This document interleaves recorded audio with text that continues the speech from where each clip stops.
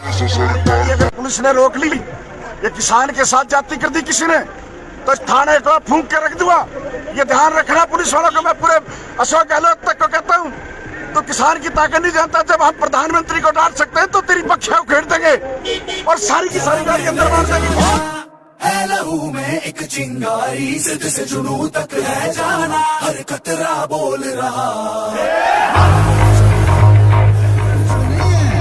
किसान का बच्चा पढ़ा लिखा है, मैं किसान का बच्चा हूँ। 25 किलो जमीन है, बीएससी कर रखी है होटल मैनेजमेंट में, एमबीए कर रखी है मार्केटिंग मैनेजमेंट में, लेकिन मैं खेती करता हूँ। गाँव वाले कहते हैं तू बेवकूफ है, इतनी पढ़ाई करके नौकरी नहीं लगा। मैंने बोला मैं पढ़ाई नौकरी के लिए नहीं की, मैंने नॉलेज के लिए पढ़ाई की है। ठीक है, किसान के बच्चे हैं और किसान के बच्चे को अब कमजोर मत समझना, पढ़ा लिखा है। अब कई बंदों को ये नहीं पता कि ये कानून है क्या चीज। सिंपल सी भाषा में एक दो बातें बताऊंगा। कॉन्ट्रैक्ट फार्मिंग तीसरे नंबर पे जो इन्होंने डाला है, किसान को भंडारण की छूट। अरे किसान को तो हमेशा भंडारण की छूट थी। टंकियां भर भर के कणक हमारे घर में रखते हैं, डंगरों को खिलानी है, हमें खानी है। कोई मांगने वाला आ जाए उसको डालनी है, गौशाला में देनी है, कोई और फकीर आ जाए तो उसको देनी है। हमेशा से खुला ही था। लेकिन ये सिर्फ उन बड़े व्यापारियों के लिए इन्होंने नाम दिया किसान का, कि किसान को भंडारण की खुली छूट। हमारी जो बड़ी बड़ी एजेंसियां थी उनके हाथ काट दिए, भाई आप छापा नहीं मार सकते। भंडारण का मतलब व्यापारियों के लिए बड़े गोडाउन बन गए हैं। बड़े गोडाउन में आप अपना भंडार कर सकते हो, जितना चाहिए उतना कर सकते हो। सीधी सी बात, अगर कॉन्ट्रैक्ट हो गया किसी के साथ, ठेके दे दी अपन ने जमीन, तो ठेके वाला अपने को दाना देता है क्या घर में? आप बताओ सारे बोल के। नहीं देता, नहीं देता। तो भंडारण की किसान को छूट कहाँ हुई है? व्यापारियों के लिए छूट कर दी इन्होंने। बात को समझने की कोशिश करो कि भंडारण की व्यवस्था इन्होंने किसानों के लिए नहीं, नाम किसान का दिया है, लेकिन बड़े व्यापारियों के लिए इन्होंने छूट की है। दूसरी बात, किसान अपनी फसल कहीं भी बेच सकता है। अरे किसान तो हमेशा ही अपनी फसल कहीं भी बेच सकता था, कोई रोकने वाला ही नहीं था। खेत में अगर कुदरत ने अगर चाहा तो हमारे अनाज पैदा होता है, तो बढ़िया अनाज पैदा हो गया तो किसान जहां बढ़िया चीज मिलेगी वहां बेचेगा, जहां बढ़िया दाम मिलेगा बेचता था हमेशा से। लेकिन नाम किसानों का दिया कि किसान अपनी फसल कहीं भी बेच सकता है। लेकिन सीधी सीधी बात कि जो अपने गांव में एक स्टोर बनाएंगे और गोडाउन इनका बंबई में होगा, तो शेरपुरा गांव जिला सिरसा से बंबई तक इनको रास्ते में कोई रोके ना। ट्रांसपोर्ट के लिए इन्होंने ये कानून बनाया। अरे अगर कॉन्ट्रैक्ट कर दिया तो दाने वाले फिर से तुम ले जाओगे तो हम बेचेंगे क्या, रखेंगे क्या? किसान को इन्होंने ये सोचा। मेरे तो एक और दिमाग में आती है बात, अब पता नहीं वो सही है कि गलत है। मेरे तो अब ये जब से अपन बैठे हैं 26 तारीख से, मेरे तो और दिमाग में आ गई कि 370 की धारा इन्होंने इसीलिए हटाई थी कि बढ़िया वहां पे सेब चेप क्या है।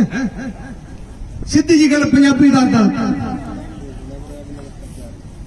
आप फतू समझते हैं अपन, लेकिन आज जड़ा अपना कट है, अपनी भीड़ नहीं है ये। अरे भीड़ भीड़ों की होती है, हम तो शेर हैं जो झुंड में आते हैं। शेर है शेर इसलिए है, अरे हम धरती का सीना फाड़ कर अनाज पैदा करते हैं और पूरे देश को, विदेश को, हर जगह हमारा अनाज पहुंचता है। हमें कमजोर समझने की कोशिश इन्होंने की, लेकिन अब इनकी जड़ें हिल चुकी हैं, सरकार की जड़ें हिल चुकी हैं। आप हौसला रखो, एकता रखो, थोड़े दिन की बात है। मैं बार बार कहता था, अब पता नहीं कहनी चाहिए कि नहीं, लेकिन मैं एक बात, मेरे मन की बात है जो बता देता हूं। कोई बात नहीं, अपने भाई है सारे। मैं तो ये कहता हूं जब अमन गुदारा की मूंछ खड़ी हो जाती है तो अपन फतेह करके हटते हैं, और मेरी मूंछ खड़ी होने लगी मतलब मोर्चा अपन फतेह करने वाले। ये मेरे मन की बात है। अब मन तो गंदा होता है, आत्मा अच्छी होती है। मन की बात तो मोदी करता है ना। अरे मन हमेशा गंदा होता है, मन की बात गंदी होती है क्योंकि वो दिमाग से सोची जाती है। आत्मा की बात अंतरात्मा जो बोलती है, उस चीज को देखो आप। अंतरात्मा क्या कहती है? अंतरात्मा ये कहती है ये जो इतने 1.5 महीने से 2 महीने लगा होने वाले हैं, 56 दिन हो गए, ये किसान जो बैठा है सड़कों पर, आत्मा अगर किसी की ये बोले कि ये किसान सड़कों पे बैठा है, तो इतना समझ लो 2 महीनों से अगर सड़कों पे डटा हुआ है तो किसान कमजोर तो है ही नहीं, कमजोर नहीं है। ये सरकार के नुमाइंदे हैं जो बाहर निकल के तो दिखाओ। ये जो नौजवान दिख रहे हैं, नौजवानों की एक बात बताता हूं आपको, शायद पता भी होगी या नहीं पता होगी कईयों को। नौजवान क्यों कहा जाता है? एक होता है जवान, एक होता है नौजवान। नौजवान इसलिए कहा जाता है क्योंकि वो अड़िंग होता है, वो हटकारा होता है, वो अपनी बात पे डटा रहता है, इसलिए नौजवान कहा जाता है। 9 का पढ़ा गिनो, 9 एकम 9, 9 दूनी 18, 9 तिया 27, तो लास्ट में जो शब्द आ रहे हैं उनको जोड़ के देखो 9 ही बनेगा। इसलिए नौजवान ये शब्द है, ये हमारे बुजुर्गों ने दिया हमें। ये नौजवान लड़का है। जब हमारे राजस्थान और हरियाणा के अंदर चप्पल पैर के नौजवानी कैसे परखी जाती थी? ऐसे परखी जाती थी, जब गली के अंदर से नौजवान छोरा टपेगा तो चप्पल से बुद्धि माटी पड़े गद्दे से, वो है जवान, नौजवान, ताकि जो अपनी चप्पल से अपनी बुद्धि में माटी घेर ले। सीधी, सिंपल, सोबर। मैं तो एक बाउल खाप यहाँ पे है, मैं उनका तो बहुत उनको उनकी भाषा में बता दिया भाई। बाउल खाप का न्यू करके हम धन्यवाद करा हाँ के बाउल खाप ने अड़ा आगे लंगर ला दिया, उसका बहुत धन्यवाद है। ये बार बार जो सरकार कहने लग रही थी, बोले हरियाणा के तो है को नहीं, तो पंजाब वाले सारे। पंजाब को तो बैरिकेड के हमने हाथ नहीं लगाने दिया, पंजाब को ये बोल दिया कि आप रुको, पहले हम बैरिकेड तो पड़ गया, फिर भीतर आइयो। सिंपल सी बात, आप उसको किसी तरीके से ले लो। इस सरकार ने 3000 करोड़ रुपए लगाकर एकता का प्रतीक सरदार वल्लभ भाई पटेल जी की मूर्ति लगाई है गुजरात में। उसको क्या कहते हैं?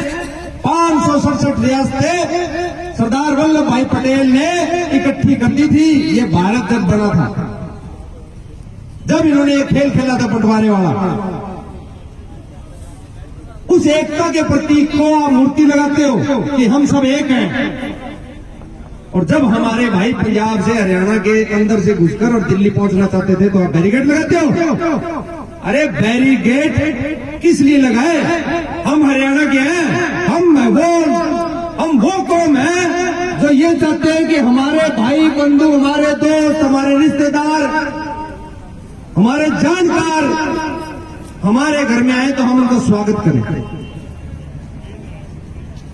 पाड़े देना है, जेसीबी तक होती सरकार। अरे सरकार का काम सड़क बनाना है कि उसको पाड़ना है? इन्होंने सड़कें पाड़ी। हरियाणा के हमारा भाई जिसको हम बड़ा भाई कहते हैं, अरे इन्होंने सड़कें पाड़ी। धोबी कहीं क्रम है तो धोबो कौन? धोबो भर के नहीं मट्टी को भी मैं ठोक ठोक के बिन पूरा कर दियो। ट्रालियां या बुकती जाए खड़ा बोले अगले टायर गए हवा काट दो, टायर की काट दो हवा। अरे किसान है, किसान ये खड़े ले जाओ ट्रैक्टर, बम्बू पाट दो।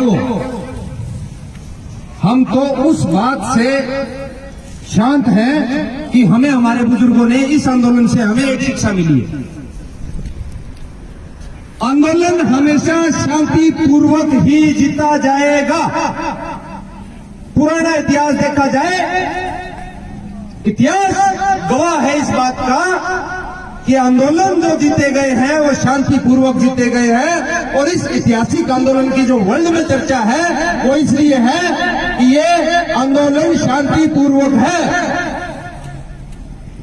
हम जो बार बार बात बोल रहे हैं कि हम जल्दी जीतेंगे, उसका ये कारण है, उसकी बात का ये कारण है कि हम शांतिपूर्वक बैठे हैं, इसलिए हम फतेह करेंगे। 25 दिन मेरा काफिला टिकरी बॉर्डर पे रहा था, 222 नंबर पोल पे, आसपास 5 किलोमीटर में जाके पूछ लेना कि अमनदीप सिंह गोदारा शेरपुराड़ा सरसे जिलाड़ा कैसा बंदा है, बता देंगे सब आपको। लेकिन सिंपल सी बात है। अब दूसरी बात, ये हमारे भाई जो पुल के ऊपर खड़े हैं सारे, राम राम भाई, इनको ये है कौन? एक बात समझने की कोशिश करो कि ये लोग हैं कौन? अरे ये हमारे ही तो भाई है, हमारा ही भतीजा है, किसी का बेटा है, किसी का चाचा है। अरे हम में से तो निकल के गए हैं। कभी आपने सोचा है, कभी सुना है क्या कि बड़े व्यापारियों के बेटे पुलिस फोर्स में लग गए या बीएसएफ में लग गए या आर्मी में लग गए? किसान का बेटा ही है जो आर्मी में लग सकता है। क्यों? उसको पता है कस्सी कैसे चलानी है, उसको पता है खड़ा नाका कैसे मोड़ना है, उसको पता है कि आते हुए खाड़े को उसके सामने से नहीं रोक सकते, दूसरी जगह से रोकना है। कस्सी से जब हाथों में ऐठन होते हैं ना, वही बंदे हैं जो हथियार चलाना जानते हैं, जो बॉर्डर पे खड़के होके अपने इस भारत देश की, हमारे मातृभूमि की रक्षा करते हैं। कभी आपने नरम हाथों से किसी को पकड़ा के देखना। मैं तो एक बात और कहता हूं, मेरे से कई बंदों ने पूछा कि यार अपन इनको कैसे रोकेंगे जो अपने वोट मांगने आते हैं। मैंने उनको सलाह दी, अपने जो नरमा खड़ा हो गया 7 फुट का, जे वोट मंगण आए काफिला पिंड तो बाहर रोक दो, एक बंदे नु लाओ भी चेहरा केड़ा है जिन्होंने वोट पानी है, उन्होंने ले आओ, ट्रैक्टर से बिठा के खेत ले जाओ, खेत से जाके पहली गल है कह दो भाई ये 2 किले नरमा पार करके दिखा देना। भाई 2 किला नरमा पार कर गया तेन वोट देवांगे। दूजी गल, सपरे वाले ढोल की पैप ला दो, कहते ले भाई 1 किले खिंच के दिखा, जो खिंच गया तो वोट दे देंगे। पर मेरा जमीर ये कहता है किसान के अलावा कोई भी उस पाइप को खींच नहीं सकता। ये जो सॉफ्ट हाथ वाले बंदे हैं ना, नहीं खींच सकते। मेरे को घने कई बार कमेंट बोले यार तेरा हाथ बड़ा करड़ा है। अरे तो हाथ तो आप ही करड़ा हो गया यार, कस्सी चलाओ। जो हाथ कस्सी चलाता है उसका हाथ हमेशा मजबूत ही रहेगा, क्योंकि वो किसान का हाथ है, कोई व्यापारी का नहीं है। एक बात आप जितने बंदे बैठे हो, एक बार आप हाथ ऊपर करके, क्योंकि वीडियो बन रही है और मैं ये चाहता हूं सारे अपने मोबाइल निकाल के रखा करो। जो घरों में बैठे हैं, जो गुदड़ों में जो रजाई ओढ़ के सो रहे हैं, उनको इतनी बात जरूर बताना चाहते हैं कि जैसे संडे की छुट्टी होती है सरकार की, जैसे संडे की छुट्टी होती है कोई व्यापारी की, दुकानें बंद रखते हैं, तो मैं तो एक बात का आह्वान करना चाहता हूं कि एक दिन किसान की छुट्टी करो। और वो कौन करेगा? वो खुद किसान करेगा। उसको सिर्फ इतना ध्यान में रखना है कि मेरा पड़ोसी दिल्ली गया हुआ है, मैं तो उससे मिलने जा रहा हूं। अरे एक दिन के लिए आओ, ये ऐतिहासिक आंदोलन है, फसल और नस्ल का मामला है। अगर इस आंदोलन में शामिल नहीं हुए तो पूरी जिंदगी आप इस बात का समझ लेना कि पूरी जिंदगी आपको ये भुगतान भरना पड़ेगा। जब आपके बच्चे पूछेंगे कि चाचा जब ये कानून लागू किए थे तू आंदोलन से गया सी? जो यहां बंदे बैठे और छाती ठोक के गए, हाँ मैं गया था और हमने ये कानून वापिस करवाए। जो इस आंदोलन में नहीं आया उसको तो मैं सिंपल सी बात कहता हूं कि या तो वो डरपोक है या हमारे किसान कौम का गद्दार है। मजबूरी अलग चीज होती है, मजबूरी अलग चीज है। घर में कोई मजबूरी है वो अलग बात है। मैं तो बार बार इसलिए आपको ये कहता हूं कि वीडियो बना के ज्यादा से ज्यादा गांव में इसलिए पहुंचाओ कि उनको ये पता लगे कि जो यहाँ किसान बैठे हैं वो किस लिए बैठे हैं, अपने हकों की बात कर रहे हैं। सरकार कभी तो कहती है, एक लाइन में कहती है कि लीज पे जमीन नहीं होगी, दूसरी लाइन में कहती है भी 1 साल से 5 साल तक लीज पे दे सकते, तीसरी लाइन में कहते हैं भी 5 साल तक उस कॉन्ट्रैक्टर के साथ कोई झगड़ा हो गया तो आप 30, 40, 50, 60, 70, 90, 99 साल की लीज कर सकते हो। अरे अगर 40 साल की लीज होगी अपनी जमीनों की तो अपनी जो तीसरी पीढ़ी आएगी उसको ये नहीं पता होगा जमीन तेरी है कि नहीं है, कि कहाँ है, क्या चक्कर है, क्या नहीं है। गांव में बार बार बोलते हैं कि अपनी जमीनों की बात है, अपनी जमीन कौन खुश है, अरे थारी जमीन कौन खुश है, लेकिन तुम्हें बंधु बना रहे हैं। प्राइवेट चीज जो होती है ना, प्राइवेट चीज जब कोई प्राइवेट हो जाती है चीज,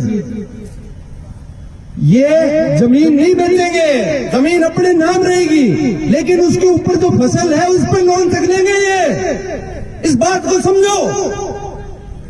अगर अपनी फसल पे लोन चक लिया, भाई 5 साल की हमारे पास लीज है, हमें इतना लोन दे दो आप।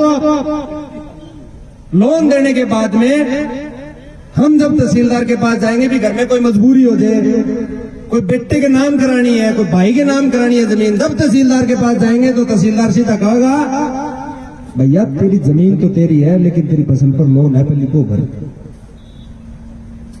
ये कहते हैं 2014 से पहले 7 लाख करोड़ रुपए का कर्जे का हमने किसानों को दे दिया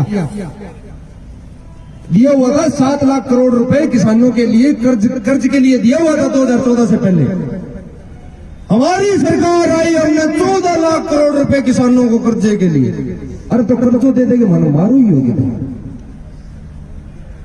अरे हमें मजबूत करने के लिए बात करो ना, कर्जे से तो हम पहले भरे पड़े हैं भाई। कर्जा उठा उठा के किसान मरा हुआ नहीं है। मैं एक बात गारंटी के साथ कह सकता हूं, यहां जितनी भी ट्राली हैं, जितने भी बंदे हैं, आधों से ज्यादा कर्जे में। ये बात दिल की बात है, क्योंकि मैं भुगत भोगी हूं इस बात का, और गारंटी है। हाथ उठा दो, हाथ उठा दो जिसके कर्जा नहीं है। एक भी नहीं है, सबके है।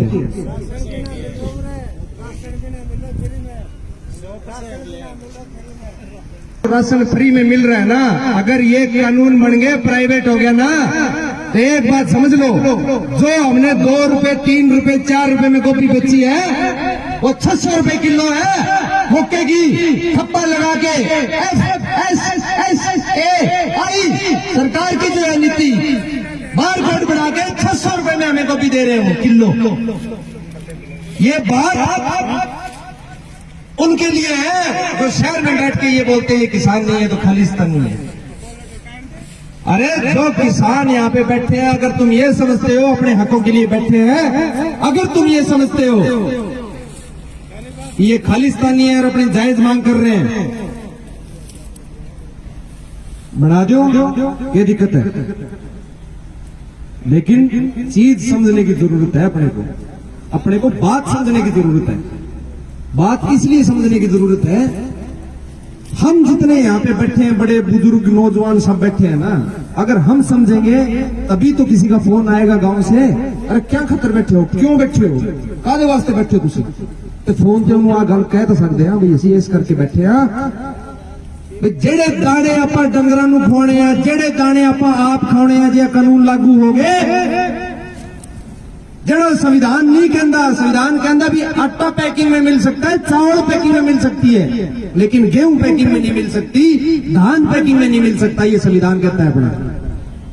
लेकिन अगर ये कानून लागू हो गए, वही चीज अपने को पैकिंग में मिलेगी, तो एक बात, एक इंसान खड़ा हो गई, ये बता दो मेरे को कि पैकिंग में कणक अपने पुसाजे ही के कणक अगर पैकिंग में आएगी अपने पेश पड़ जाएगा के नहीं पड़ सकता। क्यों नहीं पड़ सकता? क्योंकि वो कणक हम भी खाते हैं और अपने डंगरों पे खिलाते हैं। अब ये बकवास करते हैं कि तुम्हारे बिजली की लाइट वाला, बिजली का और प्रणाली का हम देख रहे हैं। बिजली का आपको मामला पता क्या है? एक घर से चोटी भैंस, तो ध्यान से सुनो इस बात को, एक घर में एक डंगर है, वो ब्याह के पार्टी लिए काटड़ो लिया ही 2 हो गया।